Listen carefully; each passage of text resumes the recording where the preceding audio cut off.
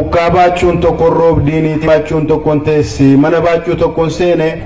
tuwwee baachuu tokko dhaabdee marqaa baachuu tokko baastee takkan baachne takkan nyaanne utuu baachne takka nyaannu hin dhufe baangal majaaree kan gaaddidduun mana caalee harka tokkoon buta baata harka tokkoon guca baata buta isaatiin na butuu fi guca isaatiin na gubuu fi dubartiin mana wallaantu gola gaangee xobna gootee balfaa garbuun irra buustee qicaa daadhiinatti guurtee achi ka'een finxiriire akka harree soolsi ciniineedha. Isaan kun walaloo warra nuyi boodii jennee moggaasuu dandeenyudha jechaadha. Gara biraa ribaaldeedha fakkeenyaa fi qomoo walaloo kanaas akkuma isa kanaan duraa waa'ee dhiiraaf dubartiiti haa ta'u maleessa inni kun xinnoo ishee isan of ukkaamse sanarraa kaasa. Fakkeenyaa fi dhiifama naa godhaa maal nama natti jaarsa miinaan jechuu dandeessu yoon kana dubbisu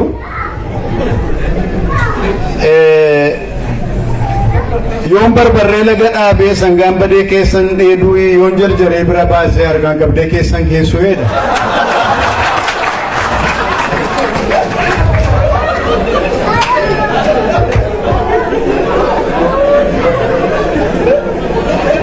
Yookaan sirba Haayiluu Disaasaa yoo yaadattu ta'e mucaa bareedduu sana dubbisanii siree faamilii irratti kuffisanii akka muuzii irraa quncisanii akka warra garii baasuu irraa shubbisanii jedha.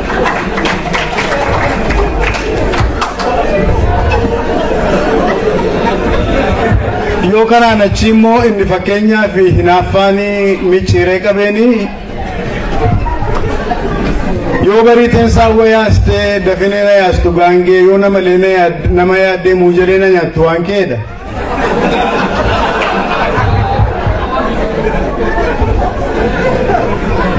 Isaan kun hundumtuu isa Salamoon dhiyeesse sanaa fi afaan Oromoo kana hundumaa horeera sani jedhe fakkeenya akka ta'uufani malee isin fuuldura dhaabbadhee jaarsa salphaa ta'uuf miti.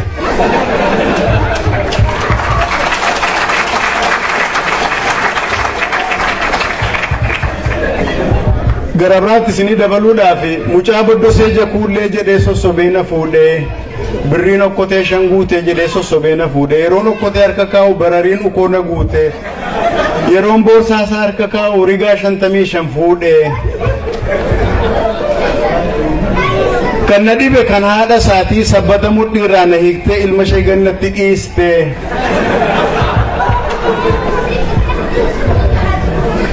isaaf hin dubbisu. Adubbifamoo sabbata mudhii irraa na hiiktee ilma ishee gannatti dhiiste agguudduu lafatti dhiibee haduutuuf natti gannatti dhiibee anin duune galata waaqii wantichoo safara isaati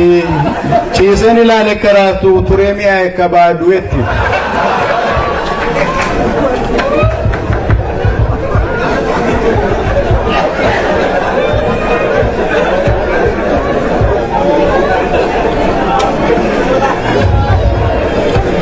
Inni irrooti jedhe beektu biyya kana jiraanna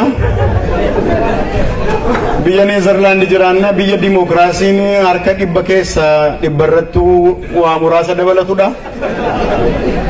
Isa irrooti jedhamu maal akka inni ta'e isinitti mun barbaachisa natti fakkaanne garuu Oromoo wanta sana qabaayidha. Afaan Oromoo keessa waan akkasii jiraay yoo jechuu yoo baruu barbaanne fakkeenyaaf tokko isinii kennuu nan danda'a. Laki baa qalbii sireen naan cabdii sireen koo siree sooyyamaa obboon koo galee dheekkamaa laki baa qalbii kuni isa irrooti jedhu sana walumatti qabaatti Oromoon qoosaa qabaayii inni jennee yoo gaafanne egaa kunumti mataan isaa qoosaa ta'uu danda'a garuu waa tokkoon isinitti hima qoosaa durii qotee bulaa biratti odeeffaman ijoollee qotee bulaati baay'een keenya gaxariitti guddanne baadiyyaatti guddanne waa baay'ee dhageenya inni baadiyyaatti dubbatamu isa magaalaatti dubbatamuuf badaa mi'aawota inni magaalaa keessaa immoo isa baadiyyaatiif badaayyuu mi'aawota garuu tokkoon isinitti hima yookaan lamaan tokko qoosaa duriiti abbaa faadhatu maa isaaniitti jiru yuu mucaa gurguraan tokko ulaa baneetti seena jennaanii afaanii mi'aawu afaan ijoolleetiin abbaa maal hojjettaa innaan haadha kee jilbishee dhukkubnaan jilba kootiin sukkuumaa fi jiraa jedheen mucaan deebii kan argatee gara hasaasaatti fiige deebi'ee guyyaa kaan isaanii taa'ee irbaata eeggatutti mucaan dhufee abbaa hamma irbaanni qaqqabutti ayyeedhaaf kaatee jilba keetiin jilba ishee sukkuumtuu fi jedhe gara biraas ni dabalee abbaa warraa faada warraati ati warraa dhukkubsatanii sireedha waggaa yeroo baay'ee turaniiru gaaf tokko akka fedhettuu lafaa kaanii biddeen wayii qopheessanii fi nyaachisuuf jedhanii naani gamaaf gamana bidda gamaaf gamana tuutaanii ati warraa akkuma fedhettuu gad jedhanii to'a bidda fuufanii gad jedhnaan abbaa manaa qaami isaa daaraa tuqee argu maali abbaa warraa koo hundattuu fayyitee naman taatu jettanii daaraa keessa suuqtanii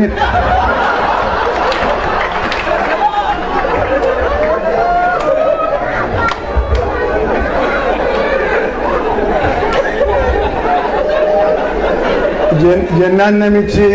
anoosi dhukkuba hedheeni malee kaanee waa yaalluuree hedhee gaafannaa waan qoricha ta'u beekuu hiikaa malee itteedhan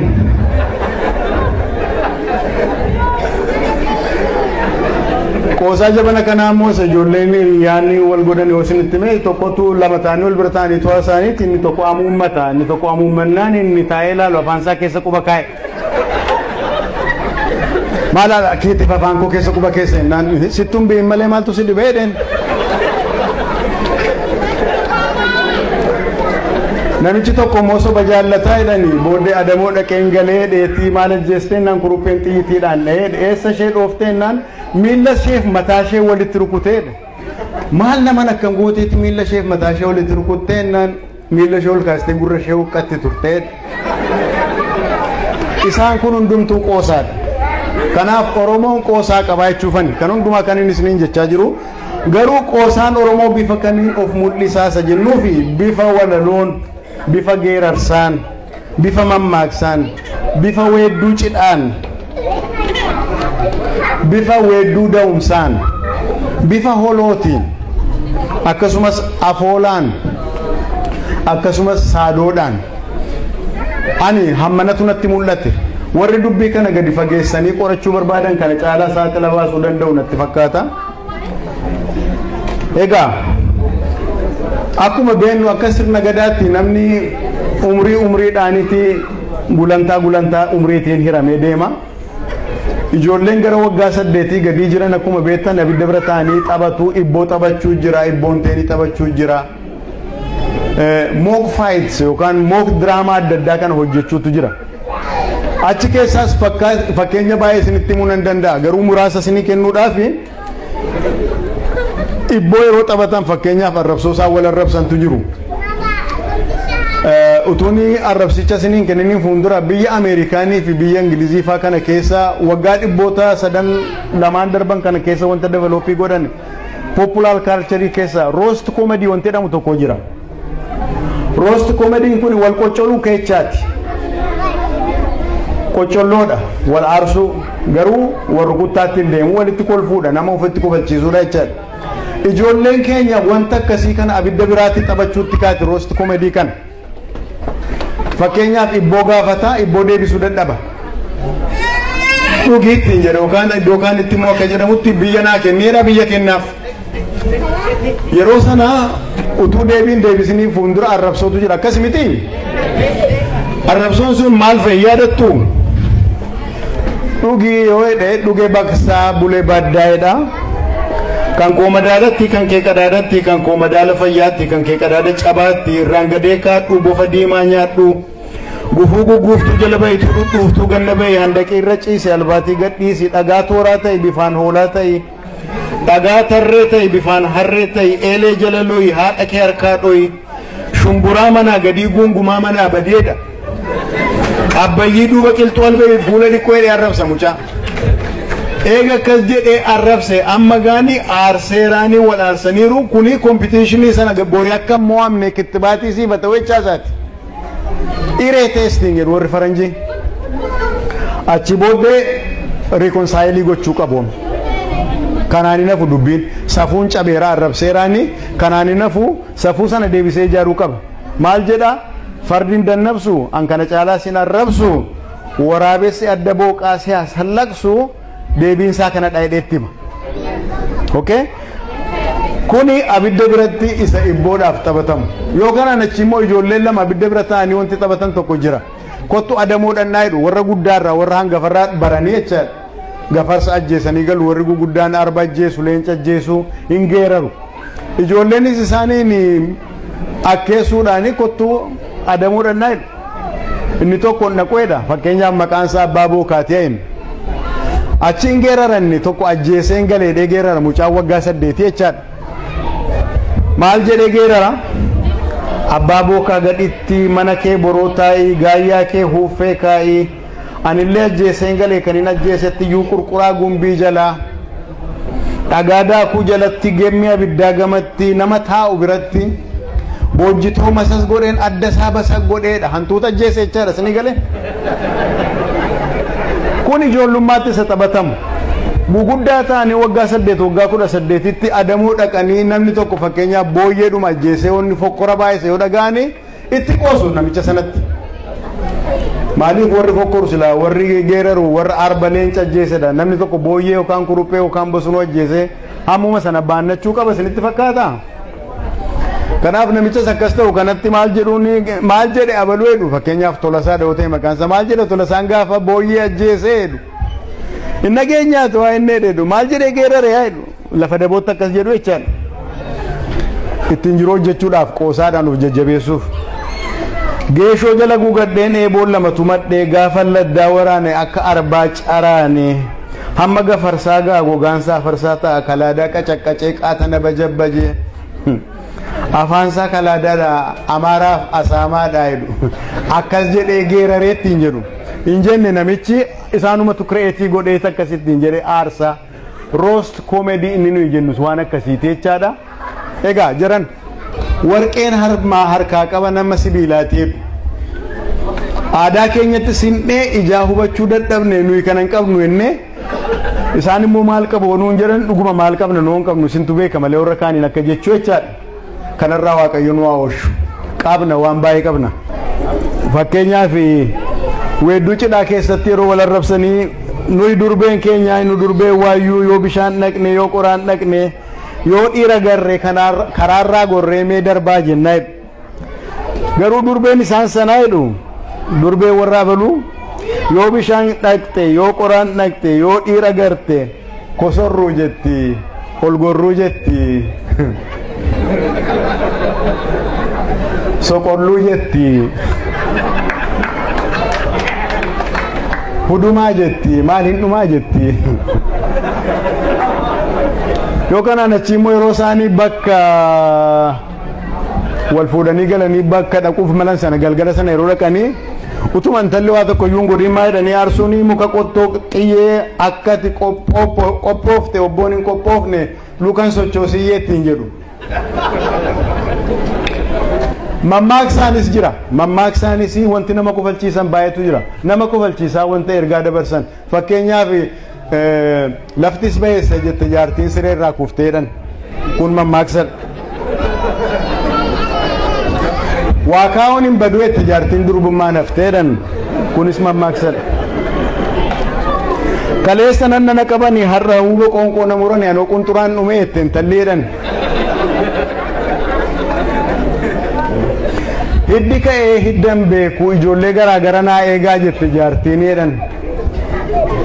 isiniin galle mini isinii galeera shoo akkas ollaa gaafadhaa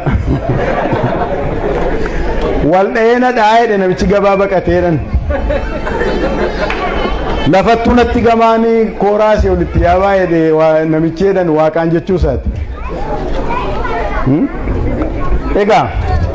kanarraan waggaa 8 al tokko yaadatti yoo ta'e yookaan warra dubbistanii beektanii buttaa wanti qalan jira bara buttaa gaafa buttaa san waggaa 8tti al tokko jaarsi yeroo inni itti safuu cabsuudha